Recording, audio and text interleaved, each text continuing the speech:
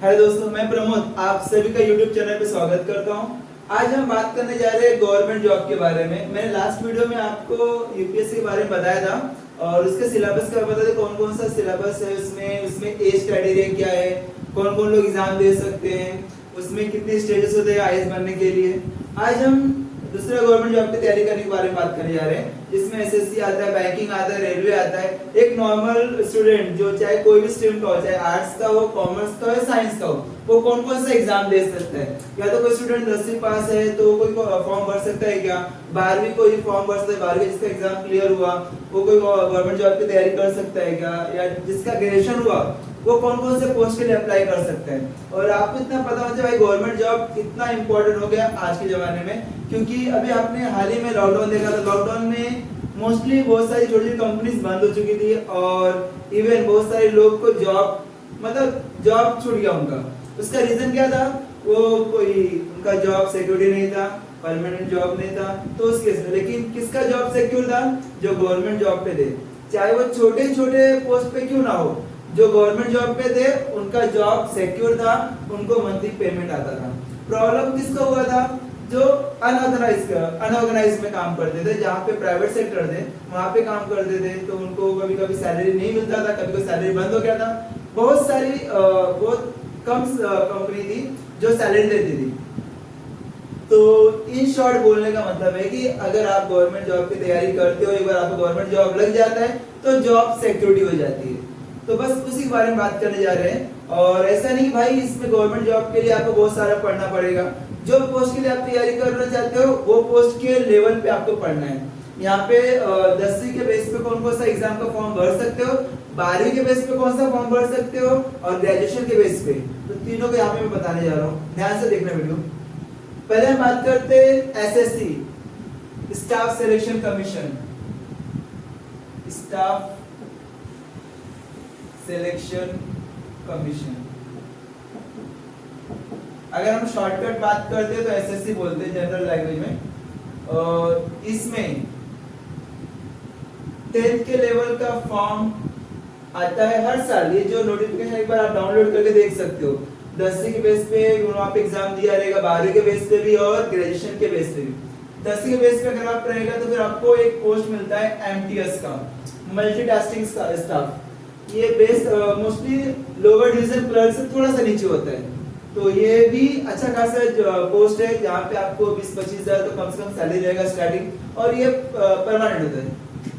10th के बाद 12th के बेस पे आप फॉर्म भर सकते हो CHSL, combined higher secondary level, जिसमें आपको पोस्ट मिलता है लोअर डिवीजन क्लर्क।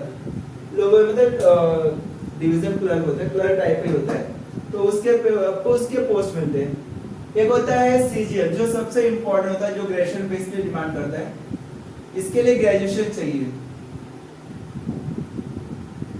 एसआई का पोस्ट, ग्रेजुएशन का अगर आपने सीजीएल के बेस पे अगर आप एग्जाम दे रहे हो एसएससी का, तो आपको एसआई का पोस्ट, सब इंस्पेक्टर का पोस्ट मिलता है। या ऑफिसर्स का पोस्ट, जिसमें ग्रुप सी भी आ जाता है, ग्रुप सी के पोस्ट, इवन बी ग्रुप के भी पोस्ट आपको मिलेंगे।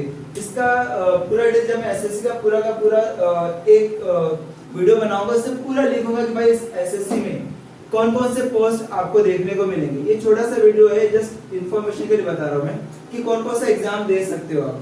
ये एसएससी के थ्रू हुआ। एसएससी के थ्रू एक और एग्जाम दे सकते हो, अगर आप ध्यान से देखोगे तो एसएससी सीपीओ और एसएससी जीडी। आपको ये दो जो गवर्नमेंट जॉब के एग्जाम होते हैं वो मोस्टली आर्मी के लिए होते हैं। आर्मी इन द सेंस बोल सकते हैं कि सीआईएसएफ हुआ, एसएसबी हुआ, सीआरपीएफ हुआ। इन सब के लिए अगर आप तैयारी करते हो तो आपको सीपीओ का फॉर्म भरना पड़ेगा या तो जीडी का। सीपीओ के लिए आपको ग्रेजुएशन कंपलसरी है, और यहाँ पे एसएससी बोला रहेगा। जीडी के लिए तो आप 10th बेस पे भी आप फॉर्म भर सकते हो। ये एसएससी का हुआ। और एग्जाम क्या आ सकते हैं कि बैंकिंग, अगर बैंकिंग सेक्टर में जाना चाहते हो तो बैंकिंग में मोस्टली एक एसबीआई एग्जाम कंडक्ट करता है, स्टेट बैंक ऑफ इंडिया, और एक होता है आईबीपीएस। एक ऐसी संस्था है जो आपका एग्जाम कंडक्ट करती है। एसबीआई 2 एग्जाम लेती है, एक प्रोबेशनरी ऑफिसर का, पीओ, और एक क्लर्क का। दोनों के लिए ग्रेजुएशन रिक्वायरमेंट है। आईबीपीएस तो लेती है एग्जाम, लेकिन एक आरआरबी का भी एग्जाम आईबीपीएस लेती है। आरआरबी मतलब क्या होता है? रीजनल रूरल बैंक, ग्रामीण बैंक, वो आईबीपीएस ही कंडक्ट करती है। इसमें भी दो पोस्ट निकलती है, वो एक प्रोबेशनरी ऑफिसर और एक क्लर्क। और आईबीपीएस खुद नेशनलाइज्ड बैंक का एग्जाम लेती है, जिसमें भी दो पोस्ट निकलते हैं, प्रोबेशनरी ऑफिसर और क्लर्क। ये सब पोस्ट है। और एक बात याद रखने की बात है कि इसमें जो बैंकिंग का एग्जाम होता है ना, उसमें सिलेबस सेम होता है। चाहे वो एसबीआई का बैंक का तैयारी कर रहे हो, या तो आईबीपीएस का बैंक का तैयारी कर रहे हो, तो आरआरबी का तैयारी कर रहे हो, रीजनल रूरल बैंक उसकी तैयारी कर रहे हो, चाहे प्रोबेशनरी ऑफिसर का, क्लर्क का, सबका सिलेबस सेम होता है। सिर्फ डिफरेंस क्या होता है कि अगर पीओ का तैयारी कर रहे हो तो थोड़ा टफ आता है, और क्लर्क का थोड़ा इजी रहता है।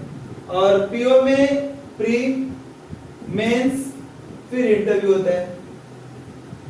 मतलब आपका 3 स्टेप रहेंगे, प्री, मेंस और इंटरव्यू। लेकिन अगर आप क्लर्क की बात करते हो तो क्लर्क में प्री और मेंस, इंटरव्यू इसमें नहीं है।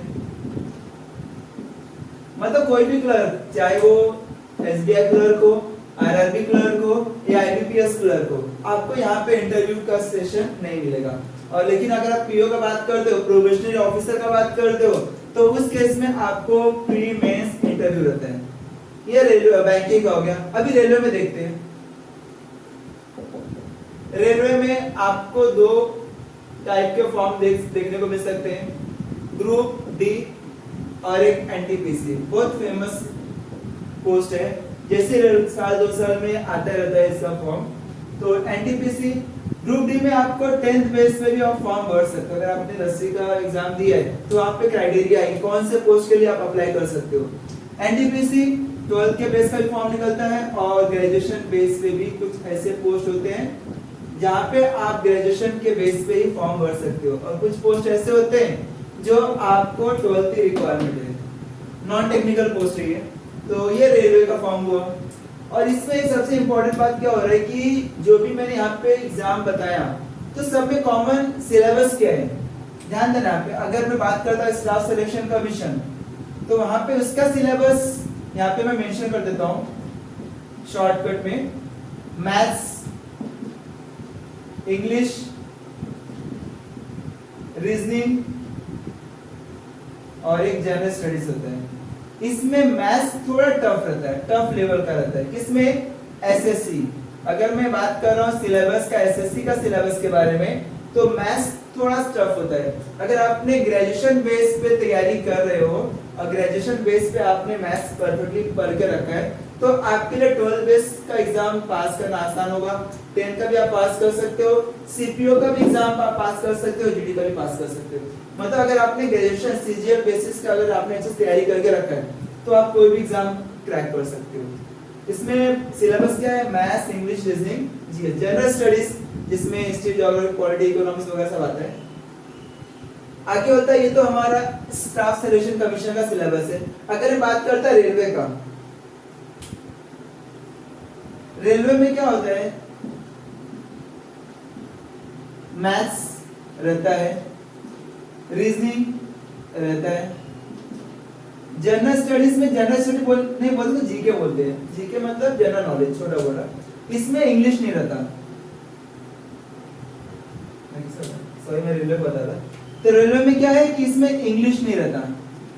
इसमें रेलवे का जो सिलेबस होता है, रेलवे में आपको इंग्लिश देखने को नहीं मिलेगा। मतलब आपको मैथ्स, रीजनिंग और जनरल नॉलेज में क्या होता है कि भाई बोल सकते हैं कि पॉलिटी का कुछ क्वेश्चंस आते हैं। संसद, पार्लियामेंट में, राज्यसभा में कितने मेंबर्स होते हैं, लोकसभा में कितने मेंबर्स होते हैं, ये सब। या किसी पॉलिटिशियन का नाम पूछ सकते हैं, उन लोग करंट प्रेसिडेंट कौन है, ये सब बेसिक क्वेश्चन आता है। हिस्ट्री का बेसिक क्वेश्चन आएगा। आप देख सकते हो सिलेबस देखोगे, सिलेबस के बाद अगर आप क्वेश्चन पेपर देखते हो तो एकदम बेसिक क्वेश्चन आता है रेलवे का। ये हुआ रेलवे का। अगर हम बात करते हैं बैंकिंग का, बैंकिंग में भी सेम सिलेबस है। मैथ तो रहता ही रहता है, इंग्लिश, रीजनिंग, और इसमें जीके एकदम, इसमें जीके बोला तो बैंकिंग के रिलेटेड भी कई क्वेश्चंस रहेगा, बैंकिंग और उसी के रिलेटेड आसपास रहेगा जीके में। या तो मार्केट के क्वेश्चन पूछते हैं उन लोग, क्योंकि बैंकिंग का सेक्टर है तो बैंकिंग में वही होता है, सर्विस सेक्टर है। तो ये सिलेबस है किसका, बैंकिंग सेक्टर। और एक ध्यान देने वाली बात ये है कि इसमें जो रीजनिंग होता है ना वो थोड़ा हाई लेवल का रीजनिंग होता है। किसमें, बैंकिंग में। अगर हम बात करते हैं बैंकिंग का, बैंकिंग में जो रीजनिंग होता है वो थोड़ा हाई लेवल का होता है। और एसएससी का जो रीजनिंग होता है ना मैथ्स, इसमें मैथ्स हाई लेवल का होता है, रीजनिंग है तो बेसिक होता है। इसमें रीजनिंग में आप आउट ऑफ मार्क्स लेके आ सकते हो। तो अगर इन शॉर्ट ये सब एग्जाम है गवर्नमेंट जॉब का, अगर आपने अच्छी तरह मैथ्स की तैयारी कर ली है, या तो पूरा का पूरा परफेक्टली मैथ्स की तैयारी की है, इंग्लिश की तैयारी कर ली है, जनरल स्टडीज और रीजनिंग अगर सेपरेट आपने तैयारी किया है, तो आप कोई भी गवर्नमेंट जॉब एग्जाम देके पास हो सकते हो। तो इसमें बस ये है, ये मैथ्स इसमें ज्यादा टफ होता है और बैंकिंग में रीजनिंग ज्यादा टफ होता है। क्लियर है, इसमें हाई लेवल रीजनिंग होता है। बस ये बेसिक इन्फॉर्मेशन है। इसके अगर ये सब कर लिया तो बहुत सारे फॉर्म और भी निकलते हैं, पूरे सालों फॉर्म निकलते हैं, लेकिन किसी को इन्फॉर्मेशन नहीं मिल पाता। जैसे पोस्ट ऑफिस में फॉर्म निकलता है, या तो परफेक्टली एक सेपरेट टॉपिक किया, मैथ्स, पूरा मैथ्स, अरिथमेटिक मैथ्स है, एडवांस मैथ्स है, ज्योमेट्री है, ये मेंसुरेशन वगैरह ये सब परफेक्टली किया, तो आप कोई भी गवर्नमेंट जॉब के लिए तैयारी कर सकते हो। बस क्या करो, 1 साल, 1.5 साल, 2 साल जम के मेहनत करो, पूरा study A to Z। Maths में एक भी क्वेश्चन छूटना नहीं चाहिए, रीजनिंग में एक भी क्वेश्चन छूटना नहीं चाहिए। हर एक क्वेश्चन, कोई भी गवर्नमेंट जॉब का एग्जाम हुआ उसका पेपर ले लो, सॉल्व करने बैठो। या तो आपको ऑनलाइन क्लासेस भी अवेलेबल है, आप वहां पे भी ज्वाइन कर सकते हो, तो ऑफलाइन क्लासेस है वहां पे भी ज्वाइन कर सकते हो। लेकिन अगर आपने बोला कि नहीं सिर्फ क्लास के भरोसे मैं रहूंगा और पास हो जाऊंगा, तो पॉसिबल नहीं है। आपको जितना क्लासेस में टाइम देते हो उसका 3 गुना आपको घर पे भी टाइम देना पड़ेगा। जितना ज्यादा हो सके उतना मेहनत करना पड़ेगा, उसके बाद पॉसिबल है गवर्नमेंट जॉब मिलना। आसान भी बहुत है लेकिन डिफिकल्ट भी बहुत है। आसान कब होगा, जब आपने बाबा प्रैक्टिस करते रहोगे तो। डिफिकल्ट क्यों भाई, आपने सिर्फ क्लास लगा लिया, क्लास में बोले पढ़ा नहीं रहे, या आपका ध्यान नहीं है, घर पे आके टाइम पास कर रहे हो, घूम रहे हो, फिर रहे हो, बोले कि नहीं मैंने क्लास लगाया, पढ़ाई नहीं हो रहा है, तो कॉमन सी बात है पास नहीं हो पाओगे, तो टाइम वेस्ट होगा। तो मेरा बोलने का मतलब यही कि जैसे आपने 10th या 12th पास किया है तो तभी से आप तैयारी करना स्टार्ट कर दो। एक समय ऐसा आएगा कि आपका ग्रेजुएशन के साथ साथ आप ग्रेजुएशन भी कर रहे हो, साथ में इसका तैयारी भी कर रहे हो, तो जैसे ही आपका ग्रेजुएशन खत्म हो जाएगा तो आप सीजीएल बेसिस पे आके फॉर्म भर सकते हो, और फॉर्म भरने के बाद आपको शायद से हो सकता है 1.5-2 साल की कंटिन्यूअस तैयारी में आपको कोई गवर्नमेंट जॉब लग सकता है। आप ही के दोस्त जो तैयारी नहीं किए रहेंगे उनको आप 10-12 हज़ार की नौकरी देखने को मिला, 15,000-20 हज़ार का नौकरी मिलेगा मार्केटिंग का। वही आपने 2 साल जम के तैयारी किया है, 12वीं पास होने के बाद क्लास लगाया, कंटिन्यूअस स्टडी कर रहे हो, तो जब आप एग्जाम देके बाहर निकलोगे तो उस केस में शायद से आपको उनके सैलरी से 3-4 गुना ज्यादा सैलरी मिलता रहेगा, वो भी गवर्नमेंट जॉब सिक्योरिटी। बहुत इंपॉर्टेंट होता है ये गवर्नमेंट जॉब के लिए, ठीक है। ये याद रखना, नेक्स्ट वीडियो में हो सकता है कि मैं आपको सिर्फ एसएससी का सीजीएल के बारे में बताऊं कि इसमें कौन कौन से पोस्ट होते हैं, उसकी एज लिमिट क्या है, ये सब के बारे में नेक्स्ट टाइम डिस्कशन करेंगे। Okay, thank you.